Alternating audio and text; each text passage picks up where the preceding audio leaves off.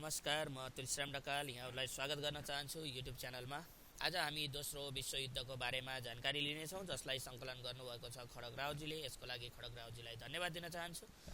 र तपाईँहरूले मेरो भिडियोजहरू www.tulsidakal.com.np मेरो वेबसाइटबाट पनि हेर्न सक्नुहुनेछ। र यदि तपाईँहरूले सब्सक्राइब गर्नुभएको छैन भने गुगलमा जानुहोस्, त्यहाँ youtube.com टाइप गर्नुहोस्, त्यहाँ गएर TULSHIRAM तुलसीराम ढकाल टाइप गर्नुभयो भने तपाईँहरूले मेरो भिडियोजहरू पाउनेछ। सब्सक्राइब गर्न नबिर्सनु होला र सब्सक्राइब गर्नुभएको छैन सब्सक्राइब गर्नुहोस् र साथीहरूमा सेयर गर्नुहोस्। यहाँ गएर तपाईँहरूले विभिन्न भिडियोजहरू हेर्न सक्नुहुनेछ र यहाँ धेरैभन्दा धेरै किसिमका भिडियोजहरू छन्। त्यसको लागि तपाईँ यहाँ प्लेलिस्ट क्लिक गर्नुहोस्, जहाँ तपाईँको जिकेको भिडियोजहरू यहाँ 31वटा भिडियोज छन्। त्यसै गरी कम्प्युटरका भिडियोजहरू छन्। त्यसै गरी गोर्खापत्रमा पहिला प्रकाशित भएका गोर्खापत्रको भिडियोजहरू राखिदिएको थिएँ। आइक्यूको भिडियोज 63वटा र यहाँ टाइम एन्ड वर्कको 13वटा भिडियोजहरू छ। यसरी विभिन्न किसिमका भिडियोजहरू छन्। इङ्ग्लिसको भिडियोजहरू पनि छ। यसरी भिडियोजहरू हेर्न सक्नुहुनेछ र फाइदा लिन सक्नुहुनेछ। त्यसै घरमै बसेर तपाईँलाई कम्प्युटर सिक्नको लागि पनि मैले भिडियोज बनाइदिएको छु। 7वटा भिडियोज छन्। कम्प्युटर बेसिक भनेर प्लेलिस्टमा कम्प्युटर बेसिक भनेर राखिदिएको छु। यो हेर्नुभयो भने तपाईँहरूलाई घरमै बसेर कम्प्युटर सिक्न सहज होस् भनेर राखिदिएको भिडियोजहरू हो। र तपाईँहरूले यदि आइक्यूको स्पेसल क्लास लिन इच्छुक भएमा तपाईँहरूले मेरो नम्बरमा सम्पर्क गर्न सक्नुहुनेछ भन्दै अब हामी दोस्रो विश्वयुद्धको बारेमा जानकारी लिन गइरहेका छौँ। दोस्रो विश्वयुद्ध जुन सङ्कलन गर्नुभएको छ खड्ग रावजीले, प्रथम विश्वयुद्ध अन्त्य भएको 21 वर्षपछि 1 सेप्टेम्बर 1939 देखि 2 सेप्टेम्बर 1945 सम्म विभिन्न राष्ट्रहरूबीच भएको युद्धलाई दोस्रो विश्वयुद्ध मानिन्छ। दोस्रो विश्वयुद्ध अथवा द्वितीय विश्वयुद्ध कुन घटनाबाट प्रारम्भ भयो? 1 सेप्टेम्बर 1939 मा जर्मनी हिटलरको नेतृत्वमा जर्मनीले पोल्यान्डमाथि गरेको आक्रमणबाट दोस्रो विश्वयुद्ध सुरु भएको हो।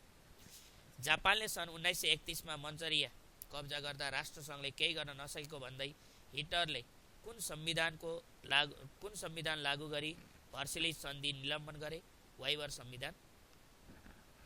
द्वितीय विश्वयुद्धको अन्त्य कहिले भयो? 2 सेप्टेम्बर 1945। द्वितीय विश्वयुद्ध कति वर्ष चल्यो? 6 वर्ष 1 दिन।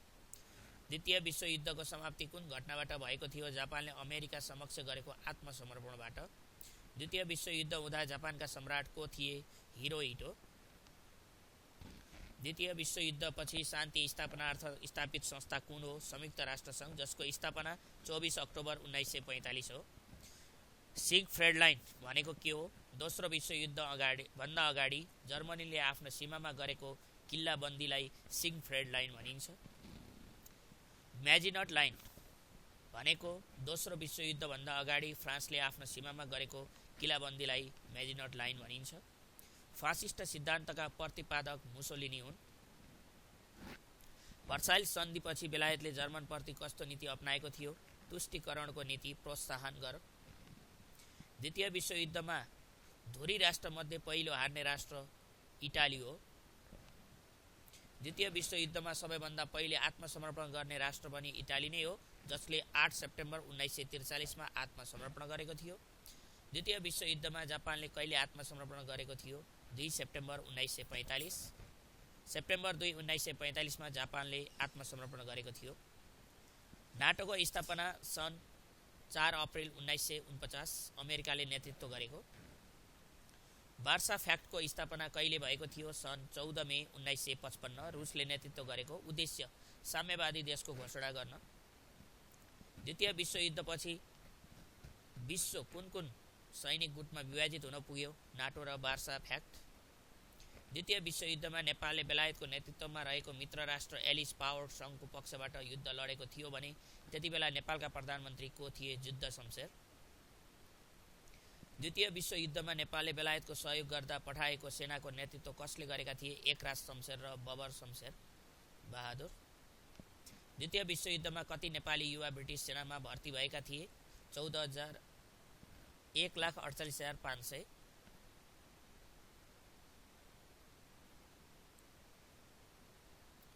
अमेरिकाले हिले धुरी राष्ट्र विरुद्ध युद्धको घोषणा कहिले गर्यो? 8 सेप्टेम्बर 1941।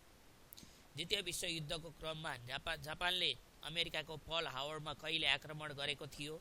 7 डिसेम्बर 1941। प्रथम र द्वितीय विश्वयुद्धबाट विश्वलाई प्रदत्त सन्देश के हो? युद्ध नगरौँ, विश्व शान्ति र मित्रता कायम गरौँ। द्वितीय विश्वयुद्ध हुँदा जर्मनीका चान्सलर हिटलर थिए। हिटलरका पार्टीको नाम राष्ट्रिय समाजवादी पार्टी, नेसनल सोशलिस्ट पार्टी और न्यागी पार्टी। द्वितीय विश्वयुद्ध हुँदा जर्मनीको नेतृत्व हिटलरले गरे भने इटालीको नेतृत्व कसले गरेका थिए? मुसोलिनी। मुसोलिनीको मृत्यु 28 अप्रिल 1945। द्वितीय विश्वयुद्धमा कतिजना नेपालीले भिक्टोरिया क्रस पाएका थिए? 10 जना। 7 जनाले मिलिटरी क्रस पाएका थिए, जसमध्ये एक गजेगाले, दोस्रोमा थमन गुरुङ, तेस्रोमा लालबहादुर थापा, नेत्रबहादुर थापा, गन्जु लामा, तुलबहादुर पुन, शेरबहादुर थापा, अगम सिंह राई, भानुभक्त गुरुङ र लक्ष्मीमुन गुरुङ गरी 10 जनाले भिक्टोरिया क्रस पाएका थिए।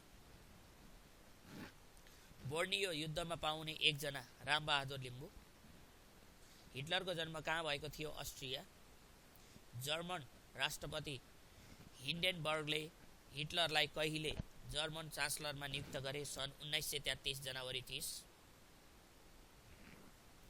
हिटलर कहिले जर्मन चान्सलर र राष्ट्रपति दुवै पदमा नियुक्ति भए? सन् 1934। हिटलरले बन्दी अवस्थामा लेखेको पुस्तकको नाम Mein Kampf for my struggle, मेरो सङ्घर्ष। पुस्तकको नाम Mein Kampf for my struggle, मेरो सङ्घर्ष। आत्महत्या 1945 अप्रिल 30 मा गरे। हिटलरकी प्रेमिकाको नाम थियो इवा ब्रान्ड। द्वितीय विश्वयुद्धमा भिक्टोरिया पाउने पहिलो नेपाली को हुन्? गजेगाले।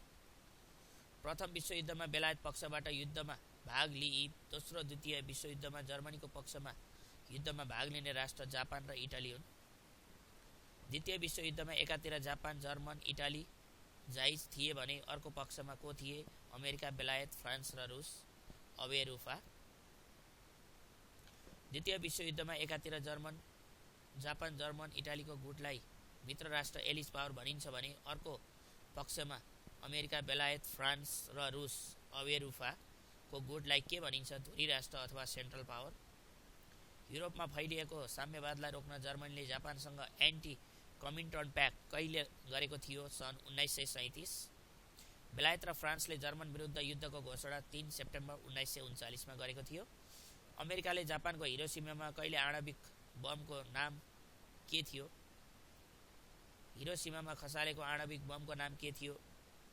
आणविक बम कहिले खसालेको थियो? 6 अगस्त 1945। फेरि सुन्नुहोला, अमेरिकाले जापानको हिरोसिमामा कहिले आणविक बम खसालेको थियो? 6 अगस्त 1945।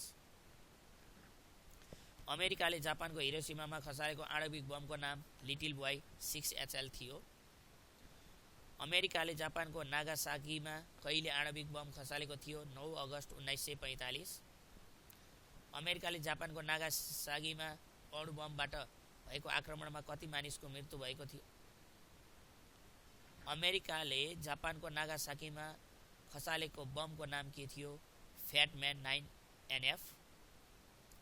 हिरोसिमा र नागासाकीमा अणु बमबाट भएको आक्रमणबाट कति मानिसको मृत्यु भएको थियो? करिब 1,60,000। दोस्रो विश्वयुद्धमा कति सैनिक मारिए? 1,46,00,000। हिटलर कहिले जर्मनीको चान्सलर भएका थिए? सन् 1933 मा। द्वितीय विश्वयुद्धपछि जर्मन कति भागमा टुक्रियो? 2, पूर्वी र पश्चिम जर्मन, पुनः एकीकृत 1990 मा। द्वितीय विश्वयुद्धपछि कति राष्ट्र शक्तिशाली बन्न पुगे? अमेरिका र रुस, 2 राष्ट्र। दोस्रो विश्वयुद्धमा डेजर्ट फक्स भन्नाले कसलाई चिनिन्थ्यो? Field marshal Rommel. कुन घटनापछि चीन, उत्तर कोरिया, मङ्गोलिया, भियतनाम जस्ता एसियाली राष्ट्रहरूमा साम्यवादको स्थापना भएको थियो? प्रथम विश्वयुद्ध। द्वितीय विश्वयुद्धको परिणामस्वरूप कुन युद्ध देखा परेको थियो? शीत युद्ध। द्वितीय विश्वयुद्धको परिणामस्वरूप उपनिवेशवादको अन्त्य भई स्वतन्त्र राज्यको स्थापना भयो। द्वितीय विश्वयुद्धको समाप्तिमा संयुक्त राज्य अमेरिका राष्ट्रपति ह्यारी ट्रुम्यान थिए।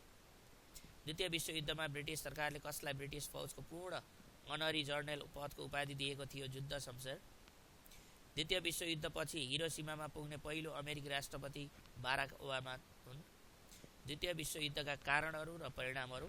कारणहरू: भर्साइल्सको सन्धि, हिटलरको उदय र जर्मनीमा नाजीवाद, साम्यवादी शक्तिको उदय, इटालीमा मौलाएको फाँसीवाद, जापानी साम्राज्यवाद, युरोपको गुटबन्दी, लिग अफ नेसन्सको असफलता, निशस्त्रीकरणको असफलता, आर्थिक सङ्कट तथा स्पेनको गृहयुद्ध, हिटलरद्वारा पोल्यान्ड आक्रमण र त्यसको परिणामहरू, धनजनको क्षति, सैनिक गुटबन्दीको थालनी, साम्यवादीको प्रचार प्रसार, विश्व विभाजित तथा शीतयुद्ध, जापान र जर्मनीको विनाश, साम्राज्यवादी तथा उपनिवेशवादी संरचनाको अन्त्य भई स्वतन्त्र राष्ट्रको उदय, संयुक्त राष्ट्रसङ्घको स्थापना, जापान शक्ति राष्ट्रबाट पतन, नाटो र वार्सा सन्धि समूहको निर्माण, विश्व समीकरण र अन्तर्राष्ट्रिय सहयोग।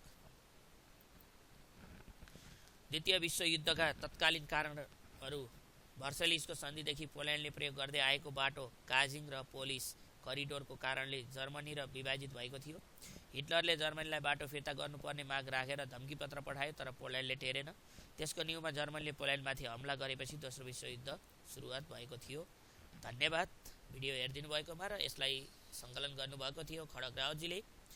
र यदि तपाईँहरूलाई आइक्यू स्पेसल क्लास लिन इच्छुक हुनुहुन्छ भने तपाईँहरूले मेरो नम्बरमा सम्पर्क गर्न सक्नुहुनेछ। र यदि तपाईँहरूले मेरो च्यानल सब्सक्राइब गर्नुभएको छैन भने सब्सक्राइब गर्नुहोला। धन्यवाद।